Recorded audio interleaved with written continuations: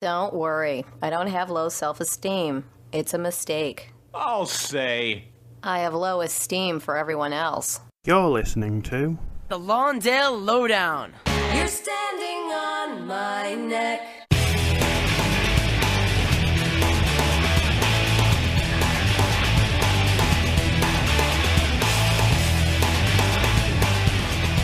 Hello everybody and welcome to the premiere episode, the first episode of the Lawndale Lowdown, a podcast about Daria, the MTV animated show that ran from the late 90s to the early 2000s.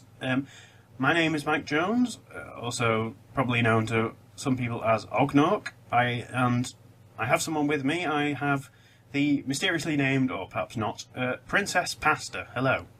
I'm here, everyone. Yes. Good. You're not there, you're here. You're somewhere. I'm right above you. Oh. Smiling and talking in a creepy voice. What? No. Maybe not. Or maybe so. Who knows? Anyway, yeah, so this is, how this is going to work is this is sort of... We just decide... I've had this idea for a while of doing a podcast about Daria just because. And that sounds like a good enough reason as any, isn't it? But actually, just because. Anyway, so what we're... Sort of the plan, anyway, is that we are sort of going... For the meantime, anyway, until we decide to change it, we are sort of look at the episodes, probably one episode each show. We are going to have a look at some fan fiction, and well, for this episode, we're going to also look at some real life six-ad world, sort of weird things that have happened, interesting news stories that have actually happened in real life, and in future episodes, we may do other stuff as well, but depending on what we feel like. Yeah, I think that works, doesn't it? Anyway, yes or no? Yeah. Sound like you're going to say something then, and then you just sort of cut yourself off. I was going to say something. I was just going to say, yeah, it's pretty much, I feel like just... No, I don't know what I was going to say. Never mind. I was going to say nothing. You're going to say nothing. I was going to say nothing. Yeah, so that's that. So... I suppose before we go on, for those who, I think we'll just go into very, very briefly a little bit about who we are, I suppose. Do you want to go first, or shall I go first? Because I'm talking anyway. Yeah, you can go, and then I'll... I am a retail worker by day, video game blogger and podcaster by night. I suppose. Well, I can roll. I put in the second. I just realised I put in the second bit of the intro, how did we discover Daria? I suppose I may as well roll this in to make it all one thing, I suppose. So I was actually, just to give you some idea of my age, I was actually a teenager when the show was first running. I caught little bits and pieces of episodes when I was on MTV. I didn't really watch the channel much, but I just happened to catch it. I don't know what it was about it, but it just sort of stuck with me, and then... Anyway, a couple of years ago, I never saw a full episode back then. I only ever saw, little clips. Lo and behold, I was browsing around Netflix a couple of years ago, and happened to come across it and think, oh, I remember... I sort of saw the cover and thought, oh, I vaguely remember that show, so I thought, I've never seen a full episode, let's give it a try. Started watching it, and then within about... 2 months, I'd basically watched every single episode of the whole thing. I'd been watching it like an episode or two a night or something, and then I just started watching it again once I got to the end. Found out there were a couple of movies that I wasn't aware of, so tracked them down, and yeah. So I've since then I've never. This is probably shows how much I like the show since I rediscovered it. I've never not been in the process of watching it. Basically, literally. This morning I watched the first episode of Season 4, so that should give you some insight as to where I am at it. So, yeah, and so, Pasta, how about you? Yeah. Well, I work retail as well, and where I work, I end up coming home smelling like a million different fragrances at once, so that's probably interesting. I started watching Daria when I was young. I want to say around 10. All I knew about it at the time was that it was a cartoon. I didn't really understand most of the story until I got into high school, and then I picked it up again. I caught a few episodes online from websites that I just looked up episodes and found them. I didn't watch the whole series again, actually, until last year when I found out that it was on DVD, and bought the box set, watched every episode. I think it took me about a week, I want to say. Every day I would just wake up, watch episodes, then till I went to bed. And I don't watch it as much as Ognawk here. I haven't watched an episode. I watched one earlier in the week, obviously for this. I watched Esteemsters again, but I normally, if I watch it, I'll just watch one of my favorite episodes and then kind of leave it at that. Some episodes I pretty much memorized from the beginning at this point, so when I watch them, it's kind of, I already know what's going to happen, so I tend to just watch my favorites. For some reason, I do still tend to, as I'm going through them, I occasionally come across an episode, and I'm straining to remember what happens in it, and then after a couple of minutes I think, oh, this one. There's an episode called Just Add Water that I constantly forget that's on a ship. And I always forget every single time. I think, just add water, which one is this? And then I start it, I'm like, oh, it's this one, where they try to get to sleep. And we're not talking about an episode this time, though, but I just thought I'd go into that. So I don't know. I remember bits of them. I've talked to you often and just said something your way that you've sort of like, what? Yeah, there are a few episodes I've watched only once. Like the other day, we were talking about the Lawndale file, and I'd only seen that episode once. So watching it again, it was kind of like, oh, this kind of felt like a brand new episode, because I'd watched it one time when I watched the whole thing, and that's it. Yeah, I mean, there are a couple of episodes that I don't like, and I have a couple of on each watch through. There are a couple of episodes that I occasionally skip, but we'll probably go into that some other time. I think seeing as this is the first episode, it's probably fitting that we're going to talk about. I was going to say the first. I mean, if you don't count the pilot, which I considered doing, but decided, it's about 6 minutes or whatever. It's probably not worth going too much into. So the first episode of the first season, Esteemsters, which for the longest time I kept thinking was called Esteemers. I don't know why. I just. I was that's like a common thing. I kind of thought the same thing for a while, actually. And I don't know why. It took me a few. Esteemers sounds rolls off the tongue easier than Esteemsters does to me. It really does, yeah. I mean, and so this is obviously being the first episode. This is where they kind of it's kind of a setup episode, really. Let's be honest. As is typical with any new thing, really. I say that like there are a lot of other shows where the first episode just drops you right in and you have no idea what's going on. All the characters' relationships are already established. We don't need any background.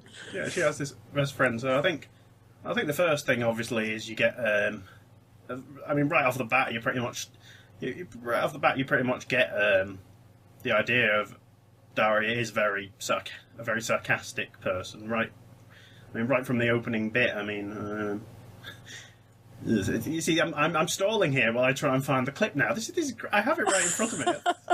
Okay, right. So yeah, so right off the bat, we get this right here. Girls, I just want you to know your mother and I realize it's not easy moving to a whole new town. Well, especially for you, Daria, right? Did we move? Excuse me, while something just fell off the desk while I was playing that. That was good. I've also only just realised there's a bit of a delay between me playing the thing and it actually playing, so that's useful. Well, at least we know. Please excuse our mess. So, yeah, pretty much right there, it's just her short response of, did we move? It's like, just, okay.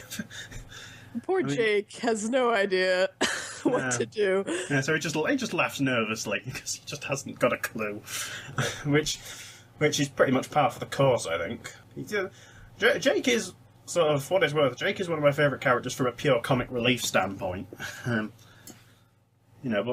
think he has some of the best moments in the show as far as comedy goes. I mean, all we really get from this episode is that he's just kind of awkward. He's sort of trying, but he's not quite sure how. You think, considering Daria's probably, about 15, 16 at the start of this, I think? Yeah, she's 15. You think he might have some grip, although I think as we go later into the series, realise, he really doesn't have a grip at all, does he? No.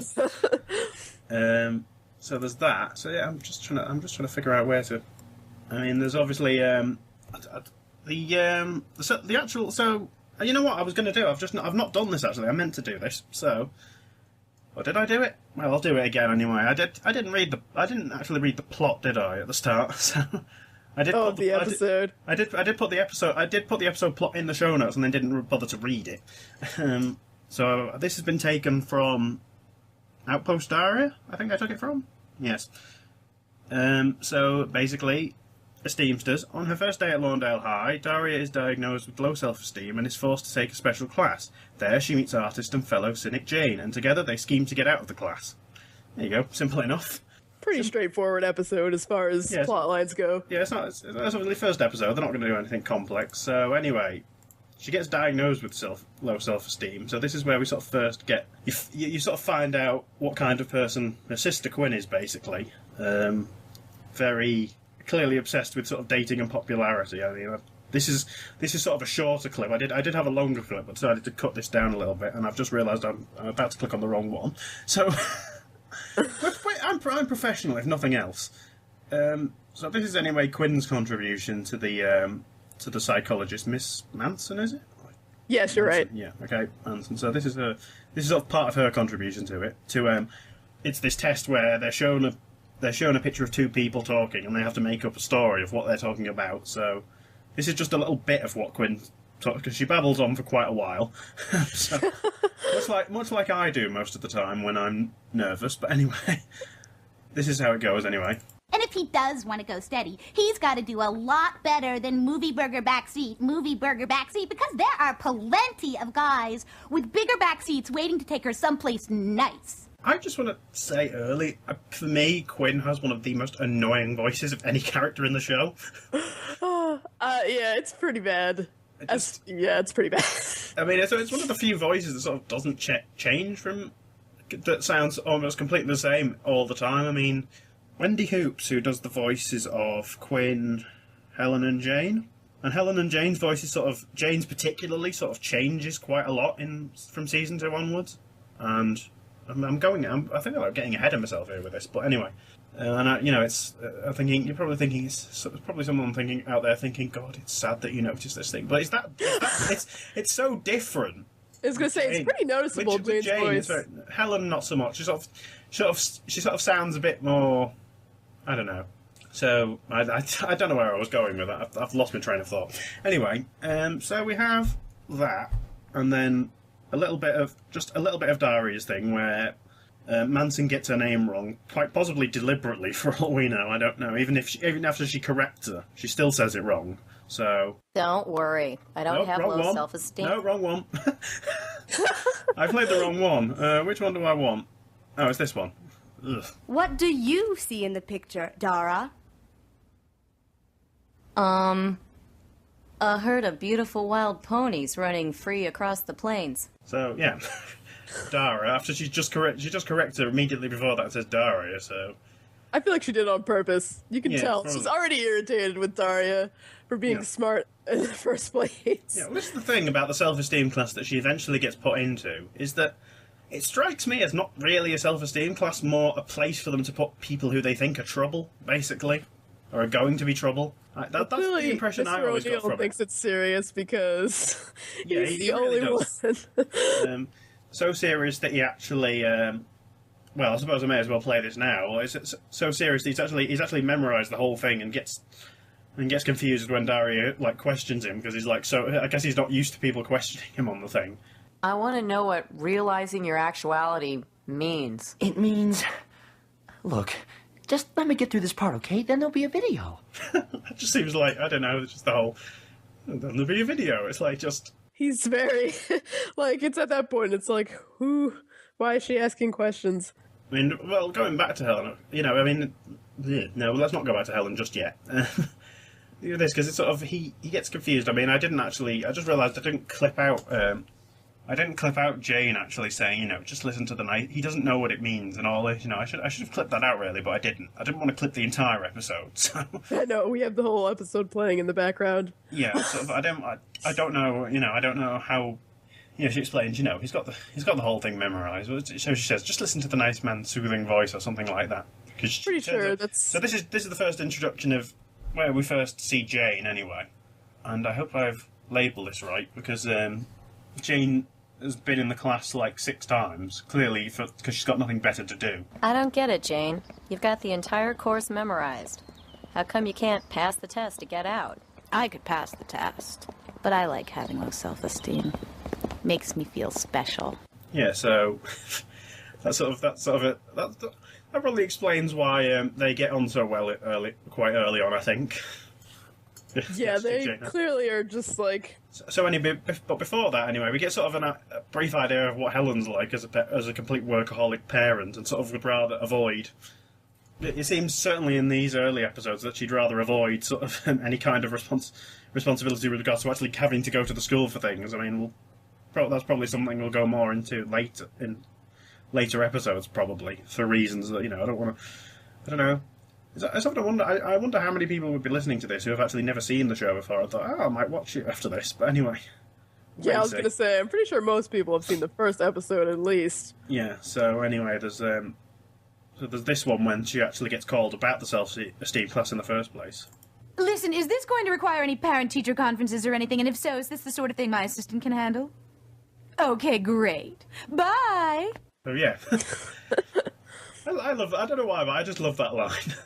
Well, is this the thing my assistant can handle? Because I don't want to really do it myself. I don't know how much of it is down to her not wanting to get involved, or with her just having that being so much of a workaholic, as we find out later on. That sort of, she just probably. I feel like it's a combination of both, to be honest. You see, I'm trying and failing to sort of frame this episode in its own right, and I'm not really doing a very good job. But never mind. So anyway, this leads to probably my favourite line from the entire episode that I almost played by mistake earlier, so let's try and play it properly this time. Don't worry. I don't have low self-esteem. It's a mistake. I'll say. I have low esteem for everyone else. Yeah, that tells you all you need to know, really, doesn't it? That's like the basis of the whole episode. Yeah. I had intended to sort of do these clips in order, and clearly I'm not, so... I don't know, but that's okay. She has low esteem for everyone else. Pretty much. I mean, you pretty much get that impression anyway. So that's pretty much just that's how she is. I probably there's more of that. There's more of that episode, but more of that exchange anyway.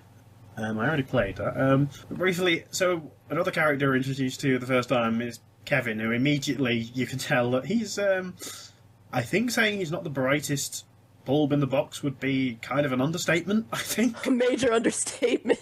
This isn't really a... before we go on to that, actually, we should probably talk about Mr. DiMartino first, seeing as, he's the first actual teacher who gets... Is he the first? I'm trying to remember. Yeah, he's the first He's the first. Yeah. Self-esteem class happens after that, so yeah. I wouldn't mind. I've watched this recently as well, and I'm forgetting the order. So anyway, this is he introduces Daria to the class, and then this happens. Well, Daria, as long as you have your hand raised. Last week we began a unit on westward expansion. Perhaps you feel it's unfair to be asked a question on your first day of class.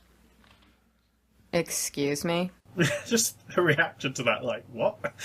How else would you respond? Like, the way he is in this episode is actually a lot different than how he's kind of portrayed later on. He sort of comes across as a bit more, I don't know, almost a bit more sadistic in a way, sort of. Definitely. The way you get an early. He's a glutton. With regards to people like Kevin, he's a glutton for punishment, really. Let's be honest.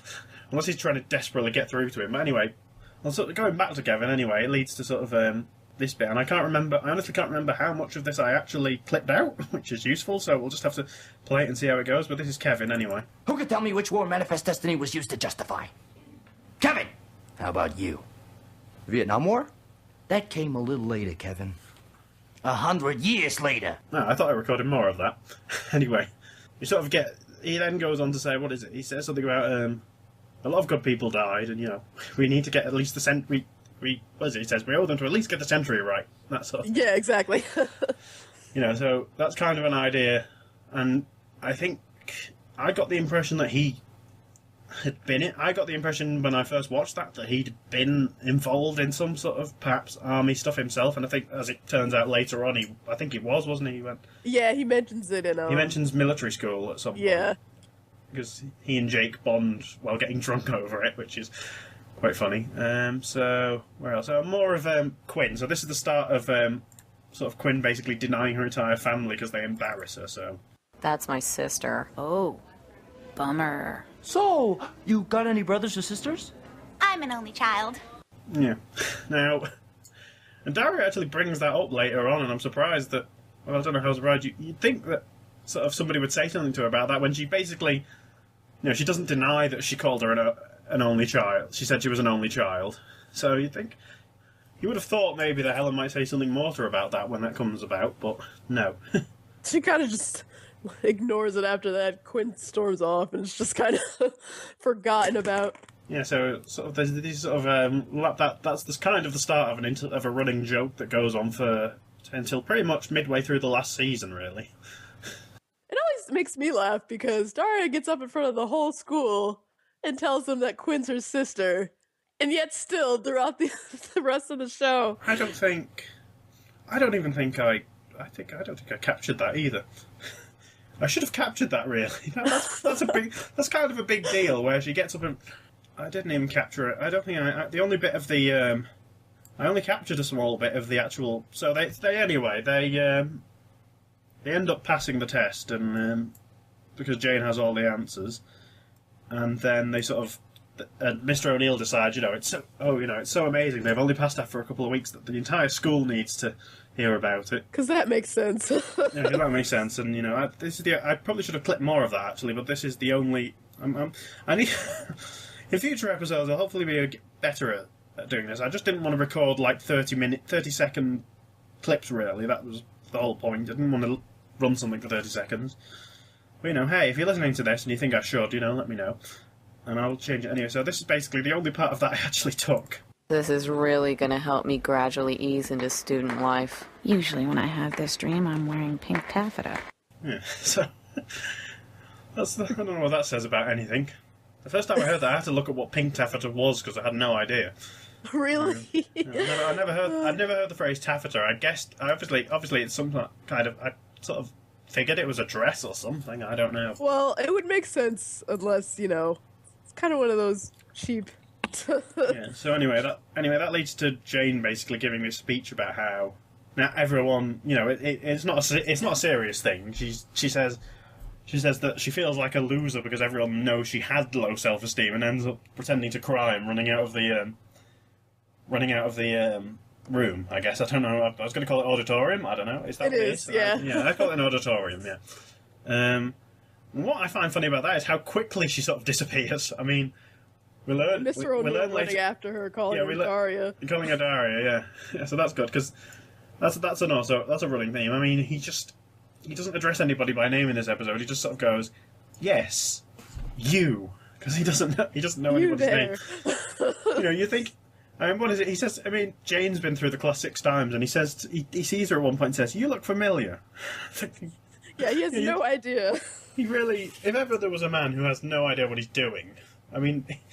He doesn't know anybody. He doesn't remember anybody's names. He memorises the course to the point where if anyone tries to sort of derail him, he gets sort of flustered and just wants to carry on going. So, this is an early indication of what he's like, really. It just gets worse from here. So, as I say, there's the bit, and then of course there's the bit where obviously when Daria gives her speech, she makes because Quinn says she's an only child. Daria makes a good point of telling the entire school that that Quinn is a sister. At which point she says something like, when it gets when she gets upset about it, obviously because she's worried about people not liking her, basically. And she says something like, "I'll lock myself in my room until I'm 25 or something like that." And then the phone immediately goes and she answers it and it's just talking to someone happily again, which is quite funny. It's like very 1 minute Quinn. She's very very much like her. The only other thing I plucked this out for no reason. It's quite well. Actually, no. There's one more thing actually. So anyway, at the end, Daria sort of guilt trips them into going to a UFO convention, where she ends up meeting there's the first introduction to Artie, who's like sort of this guy who basically is convinced he's been abducted by aliens. He's like this sort of, I don't know whether he's a teenager or he like a 20-something. He's like, he looks young, so I'm guessing he's probably like, you know. I would assume he's a teenager, maybe slightly older 18. than Daria. Yeah, probably, you know, he's probably like, well, he's a pizza boy. He's working at pizza places throughout when he appears. I mean, he's either a delivery person or he's working at Pizza King or Pizza Prince or whichever you want to call it. I should probably look that up and figure out which one it actually is. I think it's got 2 names. Anyway, so that happens, and what else? So Daria guilt trips them into going into the UFO convention, and that's where Quinn ends up meeting Artie, which I thought was quite funny at the end. I mean, it mirrors sort of the opening bit. So there's this. I'll play it anyway.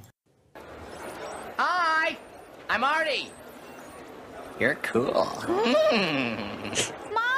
Dad, you guys wait up. So that also mirrors, of course, at the start of the episode where she gets out of the car and Stacey says, "You're cool." So that kind of bit.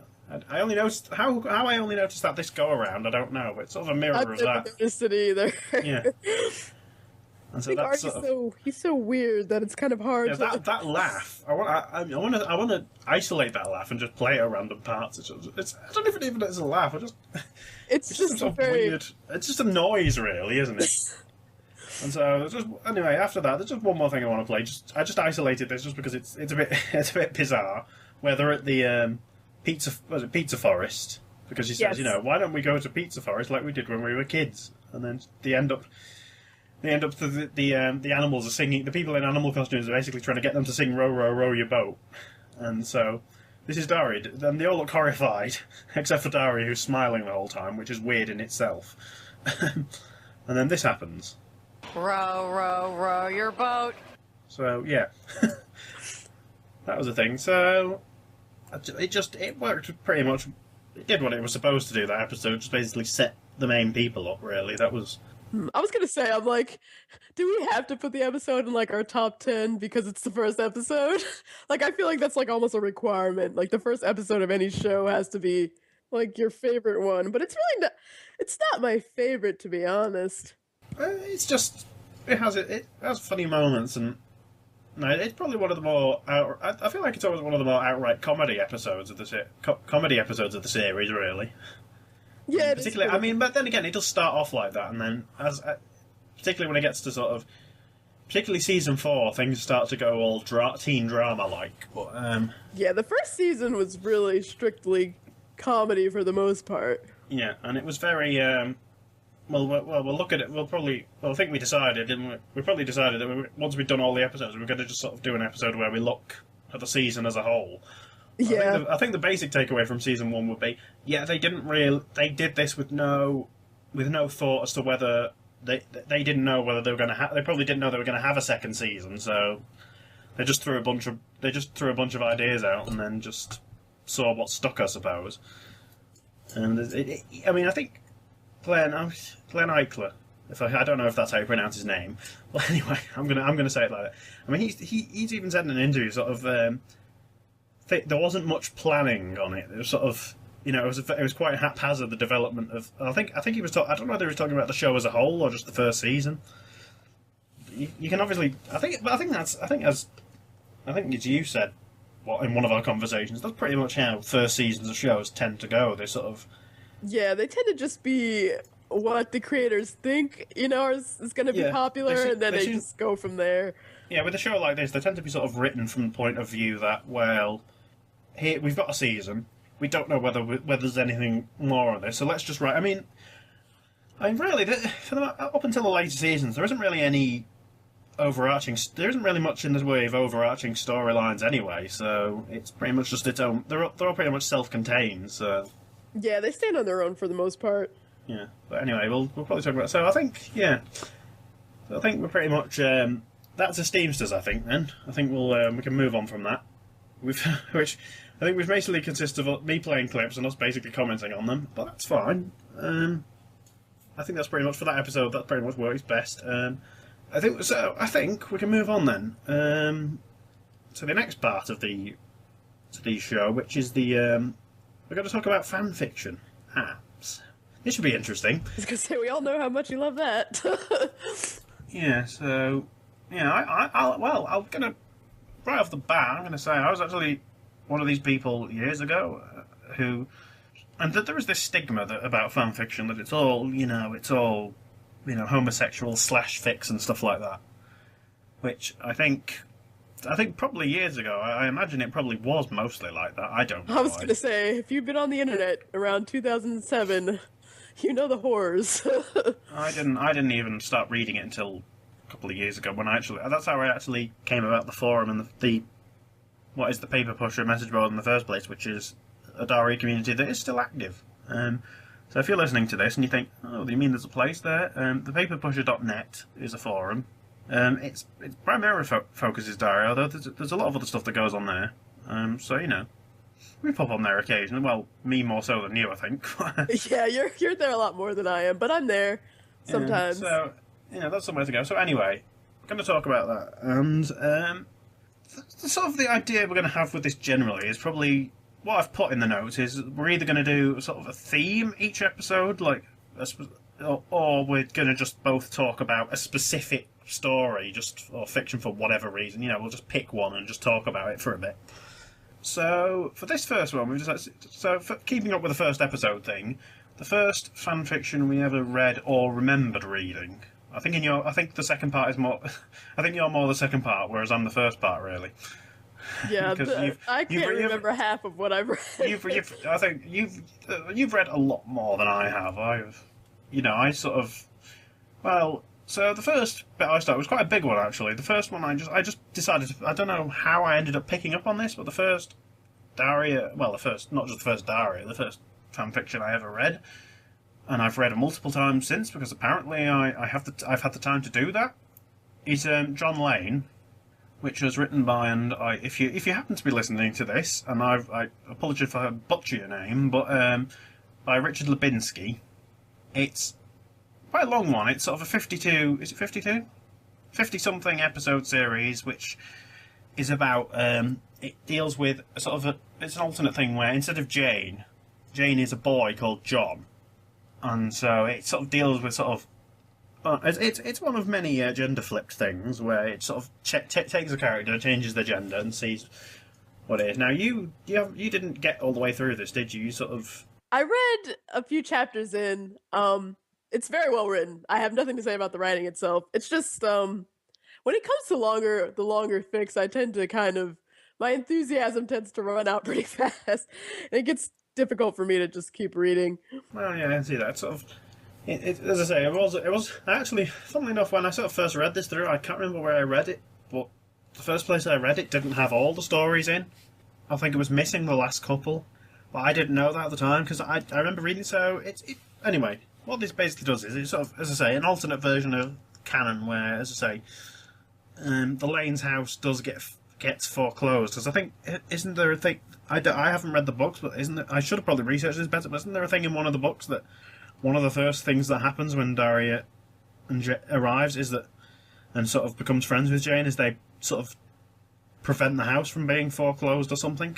Yeah, I don't have the books either, so I'm probably a terrible person to ask. Oh, okay, fair enough. I don't know why I thought you knew about this. I don't know why I did, but there's something happens anyway that they prevent the house from getting... They board up the house or something like that. It's something I apologise. If I please don't send hate mail because I don't know, because I should have researched it. It's fair enough, but that's I'm pretty sure that's a thing anyway. But this happens where the house does get foreclosed because John he's at Daria's house when they come to do it, when the people come round or whatever. I don't know how that works. And so John ends up. So I'm only gonna lay out a brief thing of the first story, so that I'm not going to go into too much detail because I don't want to spoil it for anyone who might be listening to this and might want to read it. But I don't know. A lot of people who've listened to this might have read it. I don't know. Anyway, so basically, he ends up getting essentially the Morgendorf has become John's foster parents, basically.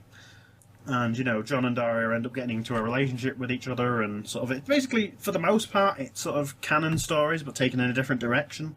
There is some original stuff as well in there as well, sort of that perhaps riff on a canon detail, but are just a sort of a completely original story from that point of view. It's long, as I say, 52. It's not even the longest series I've read. Well, 52 stories. It sort of goes basically from the start there, and it ends with them going to college. Basically, that's where it ends. I know there are a few people who like their Daria fanfiction to be on the angsty side. This series really isn't. It has its moments, but it's mostly quite upbeat. I don't want to go into too. I don't know how much. I mean, it's a well good written. mix, I think. Yeah, she's got the humour's pretty much the humour of the actual series, and the lines of the actual series are riffed off quite well by the sort of different dynamics that are happening. So it'll be like somebody will say something as with the show, but then maybe John will obviously John being an extra body in the house will reply in some way, and then Daria might respond to that, and that works very well. That's done very well, I think, and yeah, it's an enjoyable series. So it's the first thing I ever read, and that's how I sort of found the forum in the first place. And I suppose started me on the road that ended up with this thing that we were doing. But I recommend it. It is one of my favourites. It is long, obviously. I say 52 stories, so it's long. So you might want to sort of. Somebody did a word count. Where are we? I'm just going to very quickly look this up because somebody's been putting together ebooks of this stuff. Quite a long one. I'm going to be very quick here and try and find this very quickly, and I'm not finding it very quickly because I'm stalling here. Oh, here we go. I found it. Right, so it clocks in at over 320,000 words. So in total, that's a fair bit, I think. Yeah, that's pretty long for a fic. Yeah, and it's not. Yeah, but anyway, sort of. As I say, if you're expecting sort of. If you're one of these people who expect sort of misery in your fics or angst, as I say, this isn't your story. This isn't, there are, it has its moments, but mostly it's kind of upbeat for the most part. So, which is what I like about it. It's a nice cleanser. It might be nice if then again, as I say, if you're looking for something a bit more upbeat, it's a nice palate cleanser, I think. So yeah, I'm sort of being, I don't know if I'm being too vague, but I'd recommend. Well, you don't want to spoil it. No, I don't want to spoil this. I'd set it up. So yeah, I mean, there are quite a few. I think I was saying before we actually got started. There are, Jane, stories where Jane is a boy instead of a girl. It's sort of there's quite a few of them about. I think this is probably the best one I've read, but I've read a couple. So yeah, that's that. John Lane anyway. So look that up. I will put that in the show notes on the website, which I will get to later. Which don't worry, that stuff's coming. So, Pasta, what about you? What are you bringing to the table? Well, the first fic that I remember reading, because as we said, when I first got into the fandom, I went through fics like crazy. So this probably isn't the very first one, but it's the first one that sticks out for me. Is the Driven Wild series by Kara Wild. And since we're talking about the first episode, I always have thought that this series was it was the closest mirror to the show, I felt like. But it took some really cool ideas and kind of went in an alternate universe. It's written in script fic, and I know a lot of people don't like that. I personally don't either. So I was surprised that I really enjoyed the story so much. But the way it's written it's really close to how the show's formatted. So a lot of the jokes are the same. Even the more dramatic moments are the same. But she basically just took, this idea and kind of came up with all these episodes, which I wish were real episodes because the show would have been a lot different and I would have liked it. But, the episodes kind of stand on their own. They are connected, but you could probably read them on their own and still get the same experience. Not like, what was I gonna say? It's not as long as John Lane. I think it's 20 episodes, maybe more than that, maybe 22. But yeah, it's about just, the Morgendorfers mostly. There are some like subplots with Jane, but it's mostly about the Morgendorfers specifically. Daria and Quinn and Jake and Helen going through some different kind of, drama. This one I will say is more drama filled, a little bit more angsty than John Lane, but that's not the primary, focus. There's a lot of humorous moments that I really enjoy. And yeah, that's, I think it's a good introductory story for those who maybe want to get into like more Daria fan fiction. It's a good introduction to the series and like the fandom, I think, as a whole. That's one of those sort of series that I hear a lot about, but I've never actually read any of it. In my opinion, of scripts, they're alright. They're not sort of something I seek out, but I've read a couple of script series, and it's fine, although I do prefer prose-based stuff, because that's, I don't know why, I think just reading something where somebody says something and it'll have some sort of thing that says they react in such a way, and then like, okay. You get more immersed in a story that's written in prose. Yeah, meanwhile, you're sort of trying to, I suppose with script, you're spending more time trying to picture it in your head. Yeah, that's kind of the difference. But, so there's not that, it's a taste thing at the end of the day. There's no right or wrong way about it. It's just, it is a taste thing, and sort of, there are a lot of people out there who like that style. There's people who prefer it, obviously, that's one of those things that I keep hearing about it. I will possibly read it at some point, but I'm saying that about a lot of things. I have a list of things that people have said, oh, you should read this, oh, you should read that. I'm like, yeah, okay, and I've not gotten around to any of it, so. I'm the same way. I have so many stories that I really should read that I haven't yet. So, considering how much you've already read, I imagine my list's a lot bigger than yours. Oh yes, the amount of stuff that I've read is kind of ridiculous when I think about it. It's kind of embarrassing to sit here and think about how many hours I wasted. Yes, I haven't read much recently. I haven't written anything recently in about the last 2 months, just because. It's literally the case. I don't even think about it. It's like, there've been times when I've opened Word or whatever and sort of gone with the intention of writing something and then just closed it again. These days, I don't even get that far. I don't even open it. Yeah, anyway. I'm the same. So that's that. Anyway. So there's two series that are sort of, I think, quite older series, really. I think, or oldish anyway. They're a few years back. Well, I'm speaking for John Lane. I have no idea how. Well, I imagine Driven Wild is probably a lot older, I think. It is. It's from like the early fandom days. I want to say 1999, maybe. Jeez, that is old. Well, I was 99. I was in college in 99. That's how long ago that is. I'm not going to say how old I was because you were. I was a wee child. You weren't in college. Let's just. you weren't in college. Let's just leave it at that. I don't want to.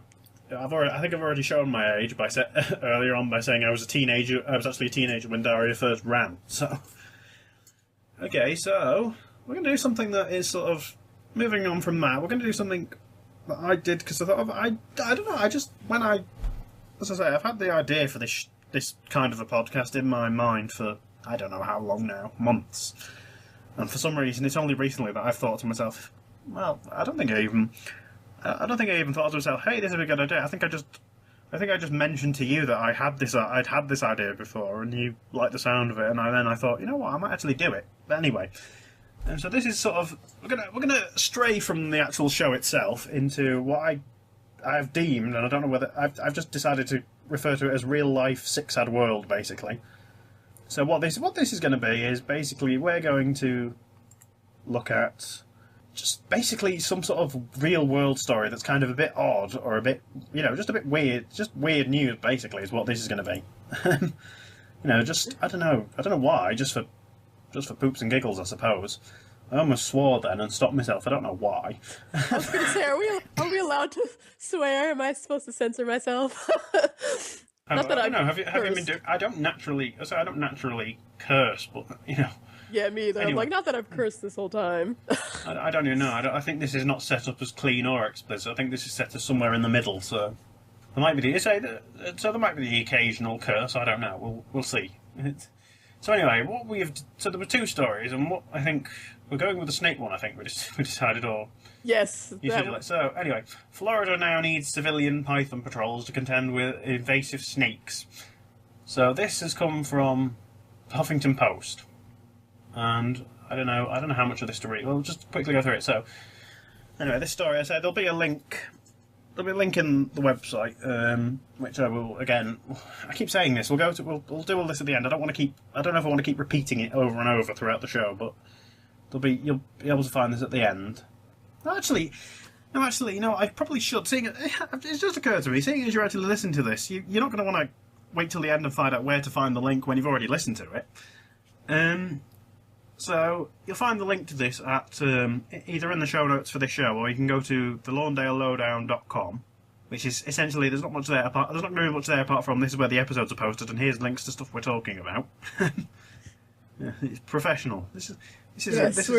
We're trained highly in this. Yeah, I think it's fair to say, we are seasoned veteran professionals here. I've only been podcasting for like 6 years.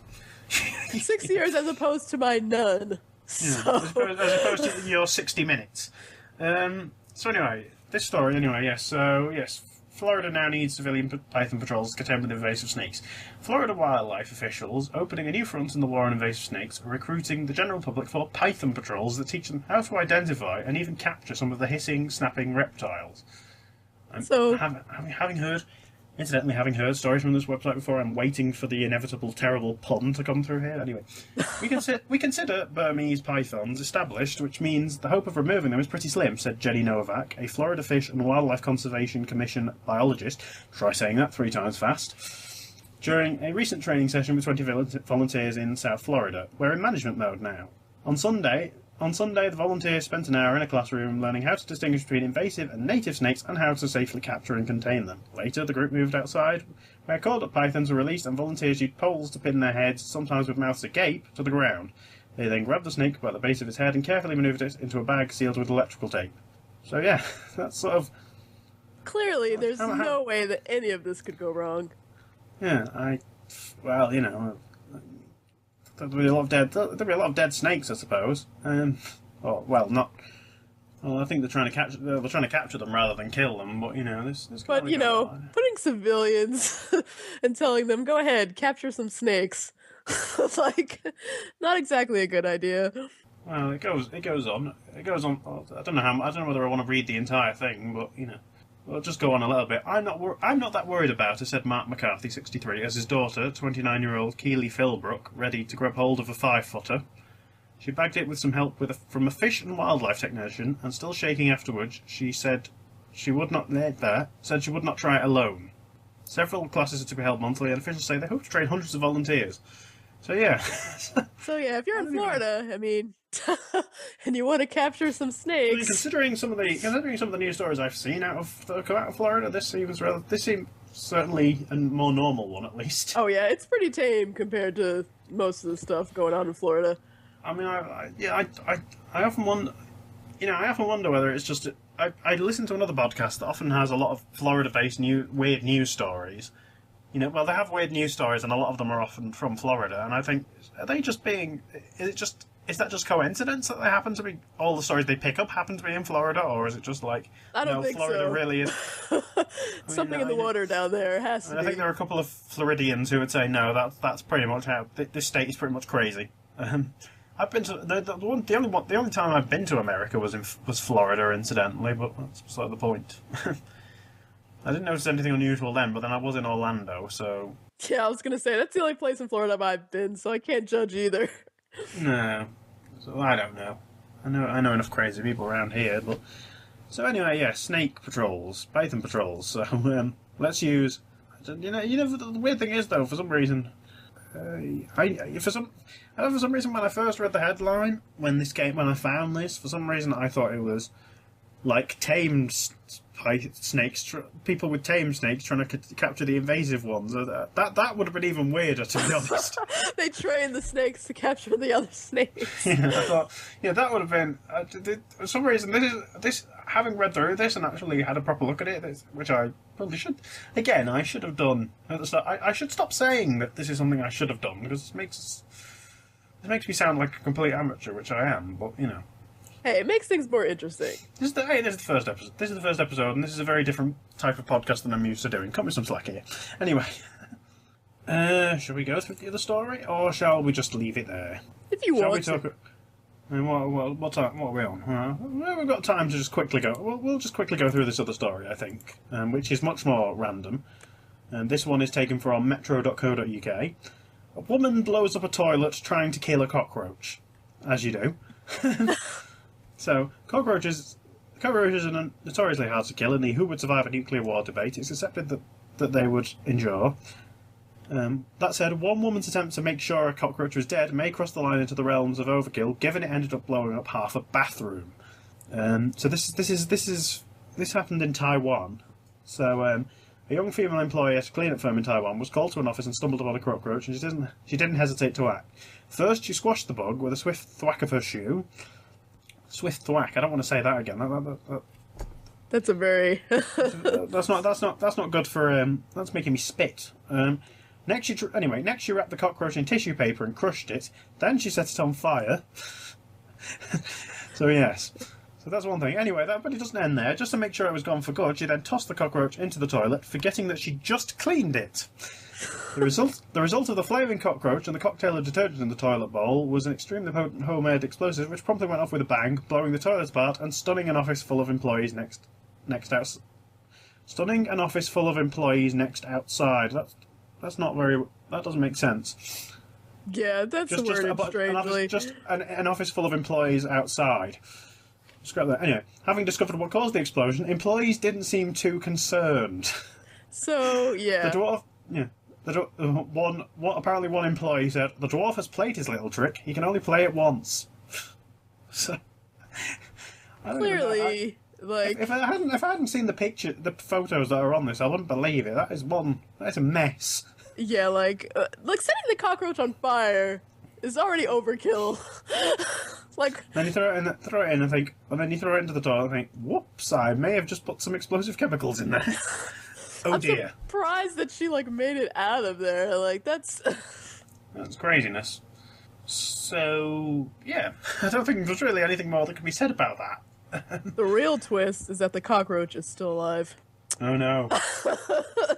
And there are now hundreds of them. The whole place is made of cockroaches. That's not good. Well, I guess on that note, we're gonna call it a show. On that note, I think. I think explosive. There's nothing quite. We've gone from self-esteem class to people blowing up toilets to get rid of cockroaches. Well, that's not how it quite went down, but it may as well have done. So yeah, that was the first episode. It probably sounded like a first episode from all the mess ups I made, but what can I do? This is as I said before. This is trying not to be too. I hope nobody's too harsh, because this sort of we will get better, I'm sure, or I'll probably just get worse. I don't know. I was gonna say, speak for yourself. It wasn't a disaster. Yeah, well, all you do is sit there and talk. I have all the technology to deal with. It's such a hard life. Yes. So anyway, yeah. So we have a website. There's not much there, but it's going to contain all the links to what we've talked about here. It's going to have. It might have other stuff in the future. I don't know. We might do other things with it. Who knows? But anyway, the LawndaleLowdown.com, that is where you can go. If you have perhaps you have any questions, any thoughts, anything you want to tell me how much of an idiot I am for not knowing about the foreclosure on the Lane's house in the book, which I haven't read. Yes. You can email. We have an email address. It is lawndalelowdown@gmail.com. We're also on Twitter.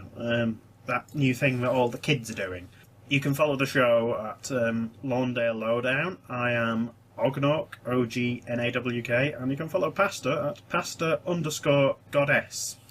Goddess. Bleh. Let's try that. Pasta_Goddess. No weird noises after the end of it. No, there's all the weird noises, just to confuse everyone. So yeah, so the aim is, we'll see how well we stick to this, but we're aiming to do the show at least once every 2 weeks, and that's the plan. Whether or not that happens, we'll have to wait and see. But hopefully, this is a plan that'll work. Yes. Next episode. Anyway, next episode we'll be looking at the second episode of the series, The Invitation. So that's sort of where I suppose that's where we'll meet a couple of other new characters and get something from there. As for the other sections, we don't know. If you want to, if you found some interesting story, or if you found some interesting stories for the 6-hour world segment, or you've got perhaps a suggestion for a theme for the fanfiction section, again, lawndalelowdown@gmail.com. And I think we'll call it there. So it's goodbye from me. It's goodbye from Pasta. Yes, goodbye. Until next time. Until next time. Goodbye.